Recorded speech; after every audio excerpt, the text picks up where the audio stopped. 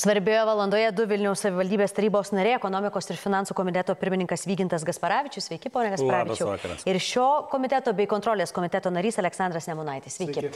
Abiejose šiuose komitetuose bus svarstomas stadionų ir daugiafunkcio centro likimas. Pone Gasparavičiau, dėl COVID-19 pandemijos, dėl vėluojančių šiaip darbų, teisinių dalykų, dėl karo, dėl infliacijos apskritai, projekto kaina dabar skaičiuojama išbrangusi 40% arba 30 maždaug 8 milijonais.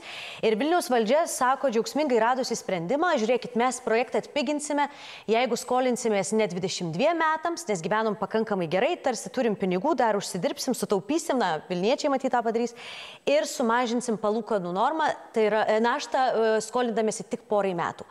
Ir visi kritikai šios idėjos sako, žiūrėkit, jeigu šeima gali įsigyti automobilį be paskolos, tai nereiškia, kad ji turi pirkti 30 000, pavyzdžiui, eurų brangesnį automobilį. Tai iš tiesų, kodėl turėtume mokėti brangiau, net jeigu galėtume gal pasistatyti už pigiau su mažesnėmis palūkanomis? Tai matyti visų pirma reikėtų nuo to galutinio rezultato stadiono kainos pradėti. Tai vis tik tai radus būdą nesiskolinti, taip sakant, skolintis ne 22 metam, o 2 metams, mes tikrai sutaupame reikšmingą sumą ir visas projektas pabrangsta, įskaičiuojant ir papildomus darbus, ir pabrangusias statybos kainas, brangsta tik tai 2 370 000. Tai matant tą galutinį rezultatą, matyt, čia ir yra tas racionalumas ir ekonominė nauda miestui, miestiečiam ir taip pat valstybei. Tai iš tiesų galutinis rezultatas nuo to, kuris buvo planuojamas, yra brangimas tik 2 370 000. Pone Nemunaiti, vėlgi, kritikai, skeptikai sako, gerai, galbūt Vilnius gerai gyveno, galbūt tiek pinigų turi ir turės, bet tuos pinigus galima būtų investuoti į kelius, į mokyklas, gatves, į daugybę kitų projektų, o nesudėti viską į stadioną ir daugiafunkcijų centrą. Ką manote jūs? Ar miestas nebus pasmerktas keliarius metus gyventi be investicijų, suinvestavęs 100 milijonų eurų?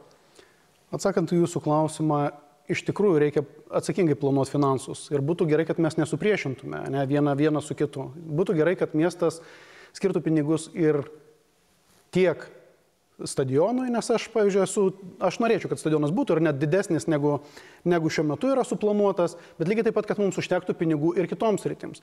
Ir šitoje vietoje tuomet pasidaro iš tikrųjų įdomu, kiek mes mokam už tą patį daiktą. Neužtenka, kad mes jį turėsime, klausimas, kiek už tai sumokėsim. Ir kas dabar įvyko, neįvyko, bent jau man nieko nuostabaus. Ir čia mes prieš kelias savaitės aktyviai diskutavome ir aš buvau tas, kuris sakė, kad vienintelis punktas, pagal kurį iš vis galima indeksuoti kainas, tai yra tas rizikos matricoje 1.7 punktas, pagal kurį įmanoma indeksuoti tik tuomet, jeigu yra savivaldybės arba švietimo ministerijos kaltė, dėl kurios buvo vėluojama išduoti leidimus arba kažkaip kitaip vilkinama. Tai tokių dalykų nėra. Vėlgi primenu, kad 21 metų pabaigoje pasirašyta sutartis, 22 metų Liepos mėnesį jau pasirinktas rangovas veikmė, 23 metų vasarą pasirinktas kitas rangovas ir iki tol, kol Baltkepo neištiko kažkokios bėdos, net nebuvo sugalvota apie tą indeksavimą. O tas indeksavimas irgi jis nėra atsitiktinis. Nes dabar, jeigu pasižiūrėsim chronologiškai, tai spalio 5 dieną savivaldybė kreipėsi dėl papildomų darbų, spalio 6 dieną Stepukonis, nes jisai pasirašė tą raštą, kreipėsi į savivaldybę dėl indeksavimo. Primenu, kad spalio 6 dieną Stepukonis jau buvo atleistas iš kai kurių įmonių vadovų pareigų. Pone Gasparavičiau, iš tiesų, kodėl Vilniaus gyventojai šiuo atveju turbūt turi prisimti ir sumokėti už brangstantį stadioną, kai jis kitų metų pradžioje turėjo būti atidarytas?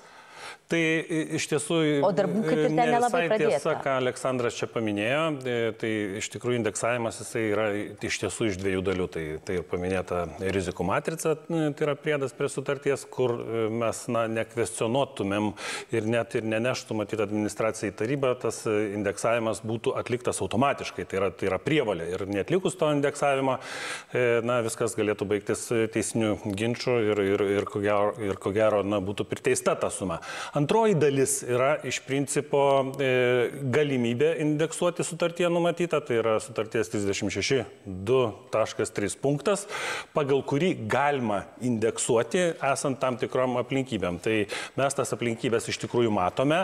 Taip pat, matyt, reikėtų vertinti tą situaciją, kad prieš tai buvęs Baltkepas iš tiesų buvo suinteresuotas kuo ilgesnių išsimokėjimo terminų ir brangiai skolinti savivaldybei.